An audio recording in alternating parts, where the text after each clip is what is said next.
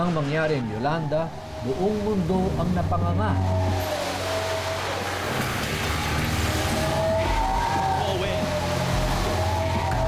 At nanlambot sa bagsik ng climate change.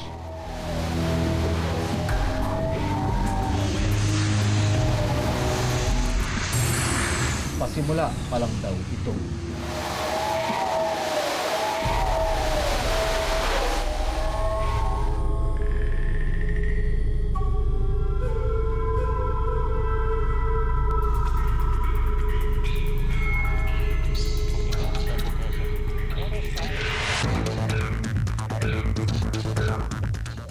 Dahil sa umiinit na temperature ng daigdig, natutunaw ang yelo sa Antarctica at pinatataas ng mga tunaw na yelo ang level ng dagat. Lahat ng major coastal cities ng mundo ay nanganganib na bahain. Sabi ng mga environmentalists, tigilan na natin ang pang-aabuso sa kalikasan. Habang ang mga ibang eksperto ay pinaghahandaan naman ang magiging epekto ng accelerated sea level rise. May plano na ang mga engineers sa New York, London at ibang major cities. Paano kaya tayo dito sa Pilipinas? Nasabi ng mga eksperto ay kasama sa mga high risk o pinaka-nanganganib. Maabante na po ang dagat. May magagawa ba tayo para makaahon?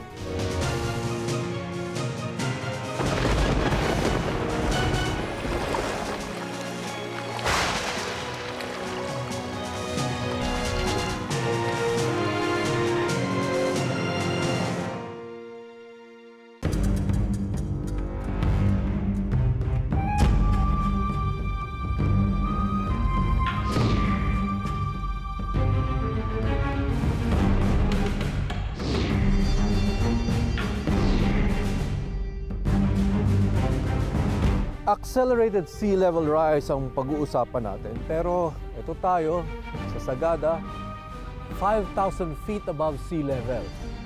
Dito kasi makikita ang isang ebidensya na minsan isa sa pinakamataas na lugar sa buong Pilipinas, minsan itong lubog sa tubig. Nagkalat sa Sagada ang mga ebidensyang dating nakalubog sa dagat ang mga bundok na ito. Ang ebidensyang yan ay mga limestone rocks. Nabubuo lamang ang limestone o apong sa ilalim ng dagat. Maraming teorya kung bakit meron ito sa Sagada na 4,900 feet ang taas mula sa dagat. Ang pinaka-credible na paliwanag, itinulak ang mga batong ito mula sa ilalim ng dagat ng napakalakas na lindol o volcanic eruption.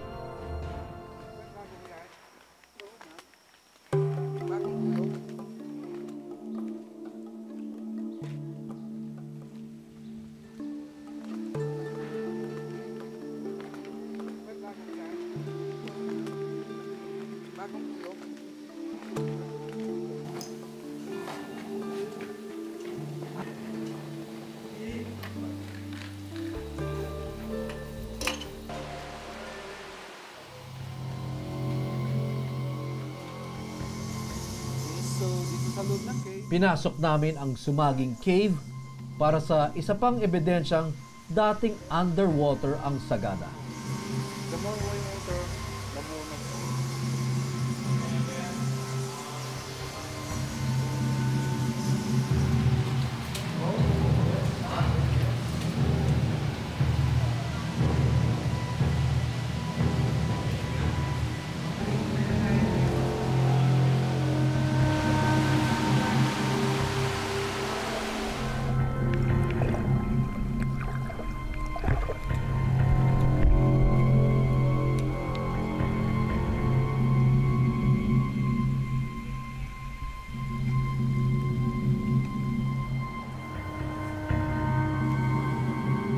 Yung mga nakikita niyo mga puting bato sa loob ng kuweba, yun yung mga limestones. Pero ang pinasok natin dito sa kuweba at ang nakakaintriga ay dito matatagpuan din ang mga fossils ng seashells.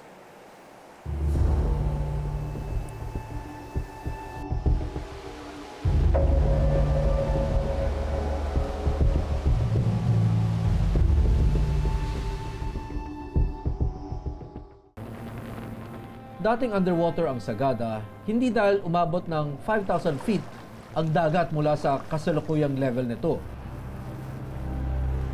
Daan-daang libong taon nang nakakaraan bago pa siguro nagkatao sa mundo nang mabuo ang Pilipinas sa kombinasyon ng volcanic eruption at tectonic movements. Mula sa dagat nagsulputan ng 7,100 islands natin.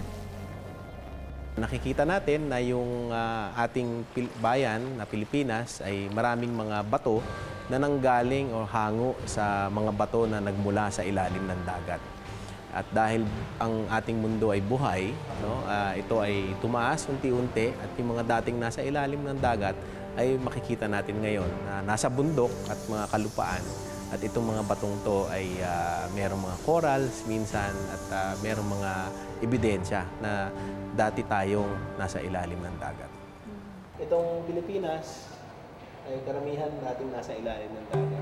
Itong Palawan ang galing. Si Dr. Mahar Lagmay ang hepe ng Project NOAA. Siya ang pinaka-eksperto ng gobyerno sa climate change. Dahil sa mga geological processes, ay tumaas ang nasa ilalim dati ng dagat at pumangibabaw sa surface ng tubig dagat at nagkaroon tayo ng titirhan at ang pangalan nito ay Pilipinas. Lumabas sa pag-aaral ng Intergovernmental Panel on Climate Change noong 2007 na ang Cordillera Region lamang kung saan kabilang ang Sagada ang ligtas sa accelerated sea level rise.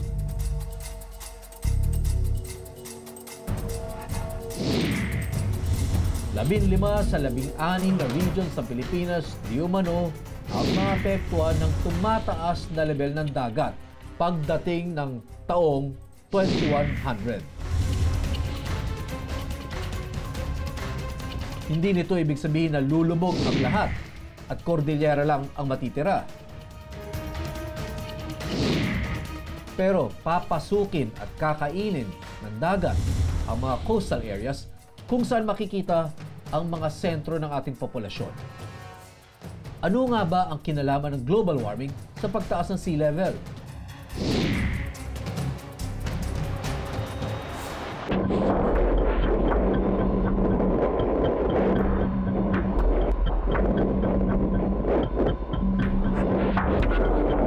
Una, tinutunaw nito ang polar ice caps, glaciers at ice sheets, yung mga tipak-tipak at bundok-bundok ng yelo na makikita sa mga dulo at kanto ng daigdig.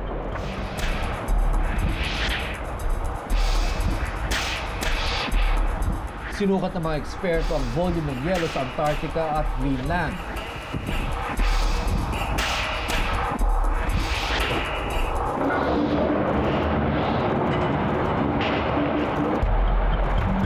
Pag natunaw daw ang lahat ng ito at napunta sa dagat, tataas ang sea level ng 230 feet o katumbas ng isang 4-story building.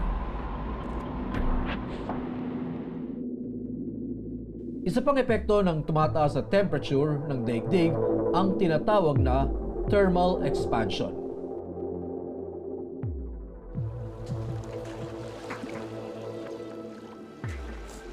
So kapag umiinit ang ating karagatan, umiinit ang atmosphere natin, no, dahil sa paglagay natin ng iba-ibang mga gases sa atmosphere, no. So kumbaga yung init ng araw ay natatrap sa ating atmosphere at umiinit ang ating atmosphere. Yung tinatawag nilang global warming. At isang consequence nito ay ang pagtunaw ng yelo sa North Pole at saka sa South Pole, no? At kapag natunaw yung malaking mga tipak na yelo na yan, pupunta yung tubig sa karagatan at yung karagatan ay tataas ang sea level. At yung mga coastal areas ng maraming bansa, no? Kasama na dito ang Pilipinas, ay pwedeng umangat. Iba-iba yung mga level ng pag-increase, pero siguro on average, pwede natin ilagay sa 3 to 4 millimeters per year. 3 to 4 millimeters lang naman pala a year. Wala pa sa kalahati ng hinliliit ng bata. Ibig sabihin nun, mga ganitong kataas yun kada taon, di ba? Kapag 10 taon, ito ay magiging 30 millimeters or 3 centimeters to 4 centimeters. Mga ganitong kataas yun. no? So pagka umabot ng 2 decades, 20 years, dodoble nun, mga ganitong kataas. Hindi ito pantay-pantay sa lahat ng lugar. Mas mataas sa Pilipinas.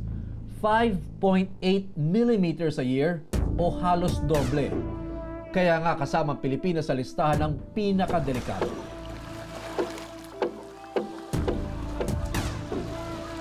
So ibig sabihin nun, pag tumatakas yung karagatan, siyempre papasok yun sa kalupaan, especially in coastal villages, no? Coastal areas. No? At siyempre, depende kung patag yung coastal area or matarik, iba-iba ang pasok sa kalupaan or pasok ng tubig inland. Diba?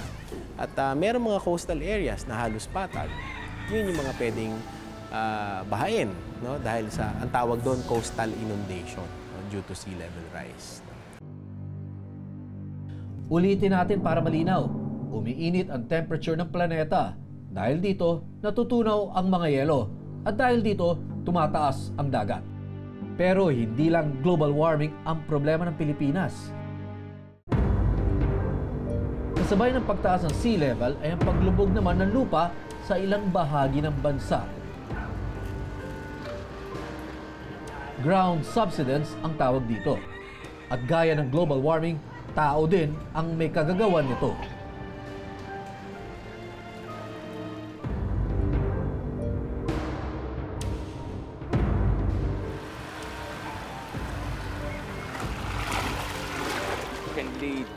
Kakaibang misyon ang nagdala kay Father Pedro Walpole sa Navotas. Ang paring Jesuita na tubong United Kingdom ay dalubhasa din sa larangan ng hydrology experience and knowledge of all of o yung pag-aaral sa galaw ng tubig at dagat. Interesado siya sa sea level rise, hindi lang dahil sa koneksyon nito sa global warming, kundi dahil sa epekto nito sa mga mahihirap na komunidad na pinaglilingkuran ng mga misyonaryong gaya niya.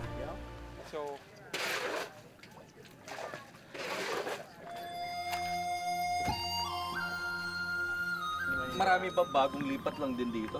Hindi naman po, yung iba dumadalaw na sa kapantas. Pag may taniman na kapatid. Anong inuhuli nyo? Alimasag. Ano po kasi ng alimasag ngayon? Ano yung pangangapa din? Hindi. May lambat po. Nasa lahat pa po yung lambat ko. Eh yung pangangapa, ano yan? Alimasag din po. Alimasag din? Kaya nga lang pag nasa gilid, medyo maliliit eh. Okay. Paa ang ginagamit ng mga mangingisda para maghanap at kumuha ng alimasag sa mababaw na bahagi ng tubig.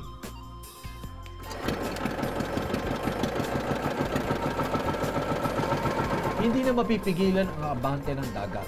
Umiinit ang temperature, kumakapal ang dagat, tumataas ang sea level. Bahagi na daw ito ng takbo at ikot ng mundo.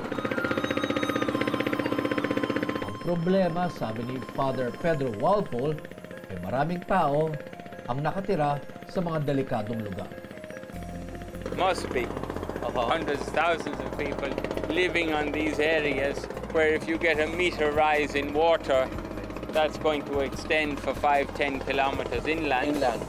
And so this is how in the Philippines we have a figure at the moment of 13-14 million people that will be affected by that aspect of sea level change that is sea level rise.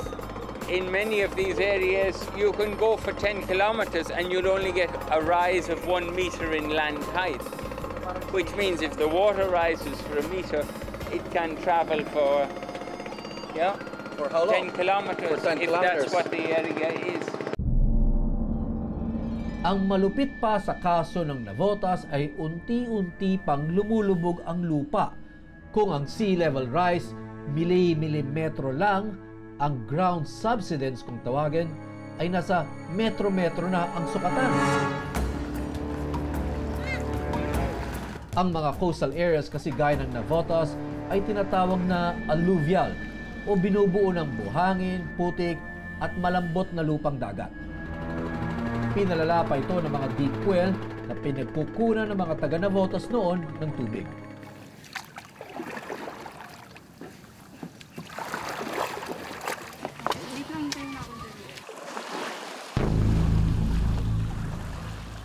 back to the land is sinking. Yeah.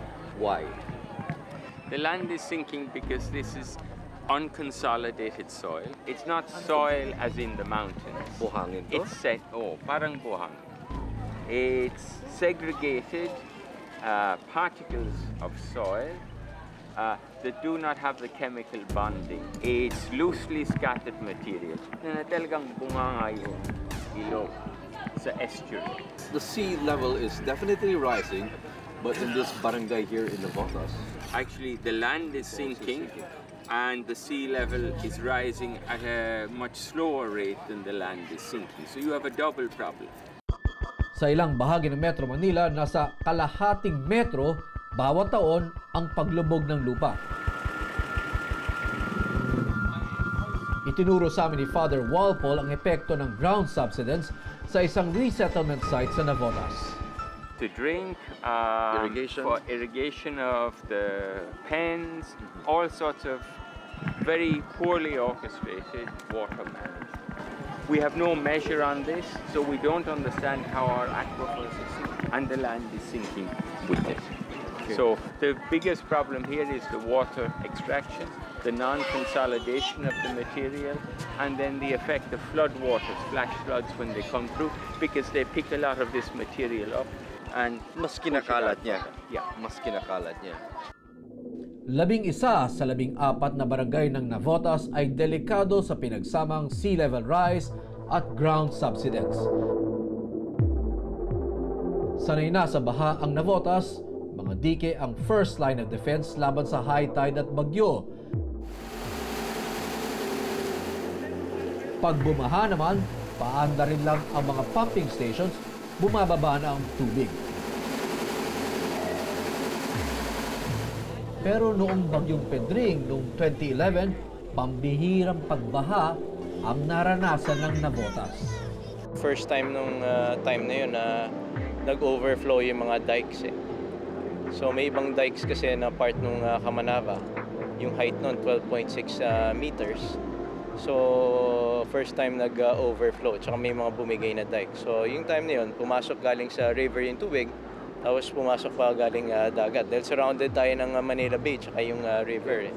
Pero usually naman, pag umuulan lang, as long as na tumatakbo yung mga pumping stations natin, so kaya naman natin i-pump out yung water.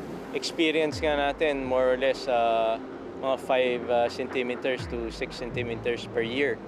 Yung increase ng, siguro combination na yun, na lumulubog yung lupa, tsaka tumataas yung sea level, yung water level. So ang ginagawa naming solution dito, well, ginagaya lang natin yung solution na ginawa sa Holland, sa Rotterdam, yung paglagay ng mga dikes. So along the river, kompleto na yung dikes natin, except yung mga lumang dikes na nagawa mga 10 years ago. Ang ginagawa natin yun, tinataasan natin, tsaka pinapatibayan.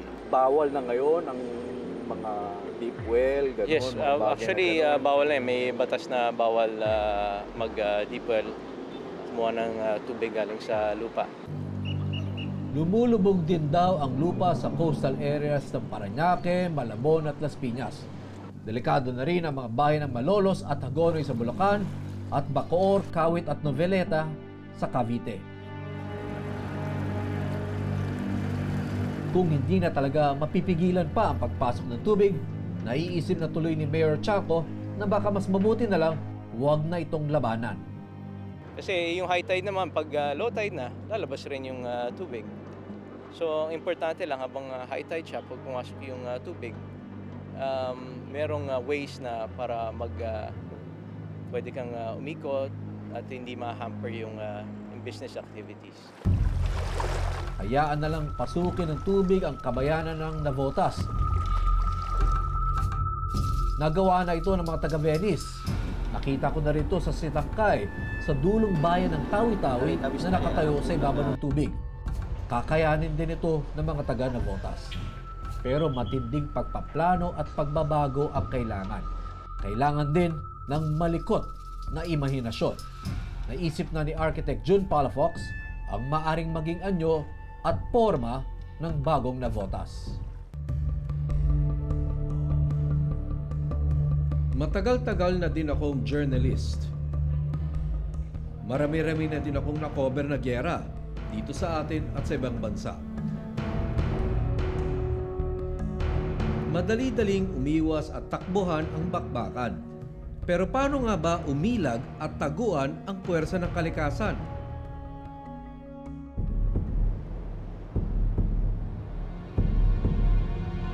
Climate change ang bagong digmaan na hinaharap ng ating henerasyon. Ipinamukha sa atin ito ng Ondoy, Sendong at Yolanda. Kahit hindi bumabagyo ay umaatake ang climate change.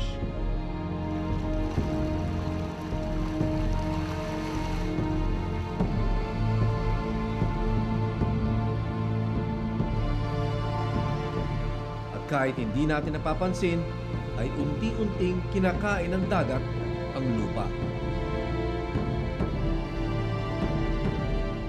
3 to 4 millimeters kada taon ang itinataas ng sea level.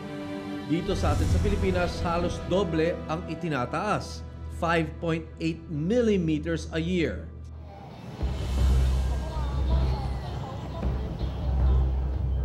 Nasa front line ng accelerated sea level rise ang ating coastal areas. We made more than 300 recommendations in that study, and one of them was addressing disasters like flooding and so on. And maybe to better appreciate it, let's try to visualize the topography of Metro Manila. So maybe along Manila Bay, maybe 2 to 3 meters above sea level on a normal tide maybe. Then as you go inland towards Makati or Diliman, Quezon City, towards EDSA corridor, it goes about, I think, 25 to about 27 meters. Si Architect June Palafox ang lumilitaw ngayon na propeta laban sa disaster at kalamidad. Mahusay na urban planning lang daw ang katapat ng tumitinding pagbaha. Floating cities. Noah's Ark in the Bible. Just like building ships and boats, just anchor them. Parang when you anchor a boat, you anchor it so it doesn't get carried away by the floods. But the other ones, better still, parang silong ng mga bahay nung araw. Look at the houses of the Badjaus. They are building higher than the high tide. In Cagayan de Oro and Marikina riverbanks, we designed the places there now. No livable, habitable places below the 100-year flood line. So there will be interconnected buildings, interconnected by elevated walkways above the highest flood line. Lahat ng building, iangat mo na lang. Ganito proposal natin San Juan sa mga... Nagawan na rin niya ng plano at disenyo ang bagong Navotas City. Kahit bumabaha, hindi naman kailangan maperwisyo ang pamumuhay ng mga tao. So there was a proposal long before we came in as planners to do an island Navotas. The island Navotas, it can be reclamation, it can be a floating city, or it can be a city on stilts. Which is more advantageous and more environment friendly? Reclaim or you float? Maaring panlaban din daw sa accelerated sea level rise ang reclamation. Unlike the other reclamation, it's not attached to the mainland.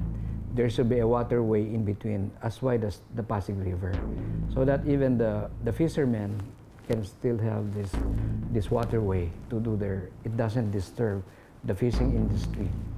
And that could be a possibility whether it's reclaimed, floating, or on stilts.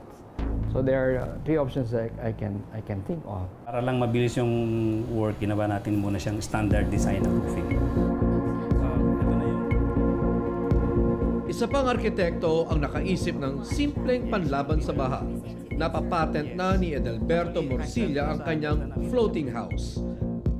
Nag-start ako mag-research on floating houses. Kasi nga, sabi ko, possible sigurong gumawa ng mga floating structures. Dahil nga napaka-expensive ng gagawing mga mitigation. Inaamin ni Morcilla na hindi ganong kaurig ang kanyang idea. Meron ng naunang floating house sa Canada, America at the Netherlands. Ang kaibahan ay mumurahing materyales ang kanyang ginamit. mas affordable sa Pinoy. Matuto rin tayong gumamit ng mga bagong materials available in the market, like yung light gauge steel framing nga, na very light siya, very sturdy. Yun lang talaga ang pwede nating gamitin para maging lightweight yung building, na lagyan ng mga corner columns or guide columns yung structure na kailangan nating i-float. Para naman steady lang yung structure, hindi siya aalis doon sa kanyang place. Ang kanyang movement will be vertical. Pag tataas yung water, tataas din yung structure. Pag nag-recede yung water, bababa lang siya. No one can say this is just merely projection. Okay.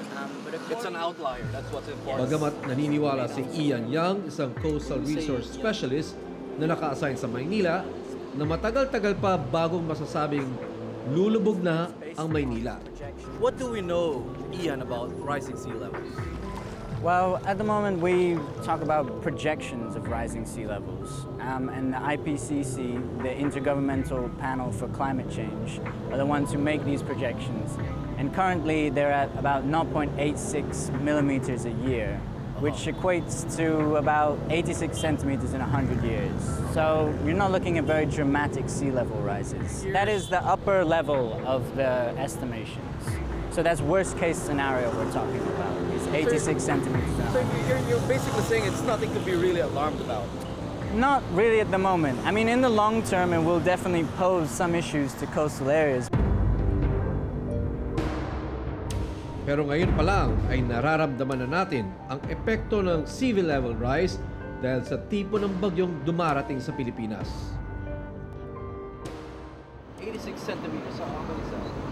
It's about that much. About that much, just under a meter. In 100 years. In 100 years. Okay, but there's another effect to the warming of the ocean surface, which is it's affecting the way storms are made or formed. Yes, well, tropical cyclones, if you look at the tropical cyclone record, it would appear as though they're increasing in intensity, but at the same time they are decreasing in their frequency. So whilst they're becoming stronger, there is becoming fewer of them. This increased strength is to do with wind speed. We measure tropical cyclones in sustained highest wind speed.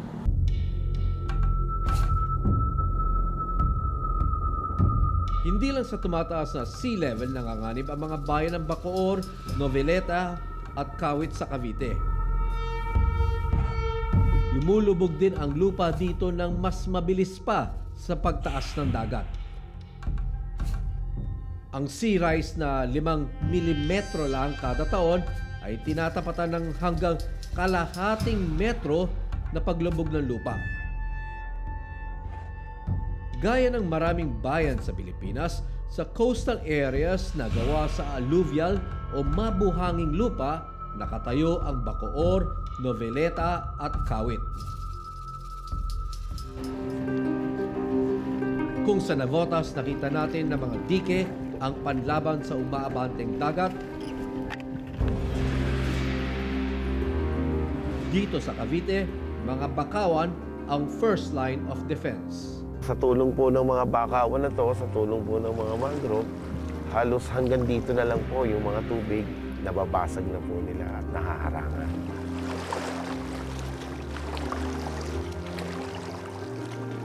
Pag siya tumayo, talagang kahit anong lakas, kahit anong hampas ng alon, nananatili siyang nakatayo at malaking tulong pangsangga sa mga malalakas na alon.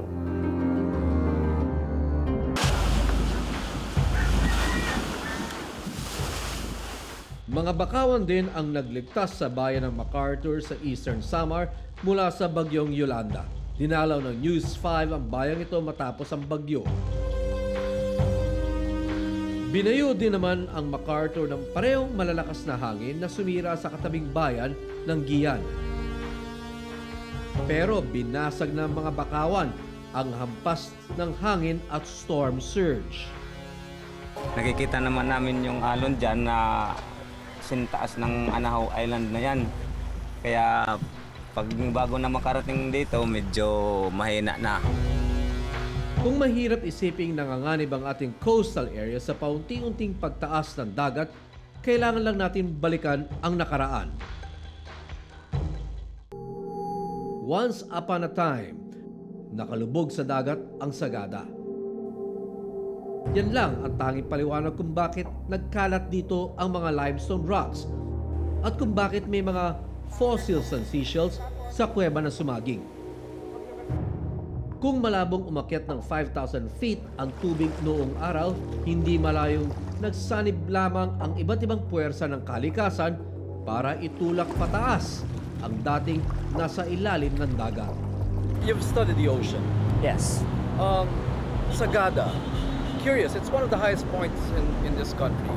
And yet there's a formation there that shows some shell life or relics or artifacts of shell. A long time ago, the Philippines was predominantly underwater when sea levels were much higher and lots of this uplift process had not happened. And the volcanic creation of the islands had not commenced yet. So these corals are seen in these elevated areas because of this uplift process, which is the shifting of land upward. Now at the time, the sea level would have been higher as well. So this uplift coupled with a decrease in sea level is why you see these coral formations and limestone formations at such altitudes nowadays. Buhay ang ating planeta. Gumagalaw, humihinga. Ang kaibahan ay di gaya noong unang panahon, maraming tao ngayon ang maapektuhan. At pinalala pa ng climate change na kagagawan din naman ng tao ang kaligtasan ng tao. Crises create opportunities, but the opportunities are not always there. And we're getting known to be a country that missed all the opportunities.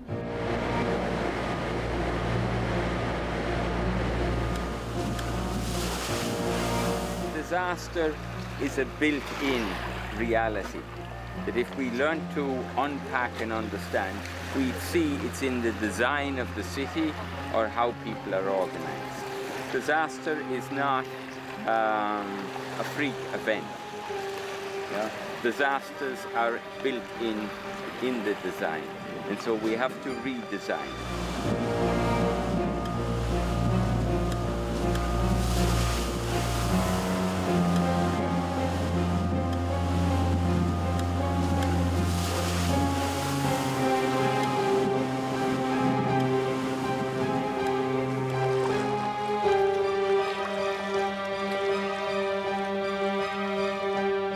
Minsan nang lumubog at lumutang ang Pilipinas mula sa dagat.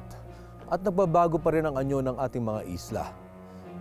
Hindi man natin maramdaman ang paunting-unting taas ng seawater level, ay dapat ngayon pa lang simulan na natin paghahanda.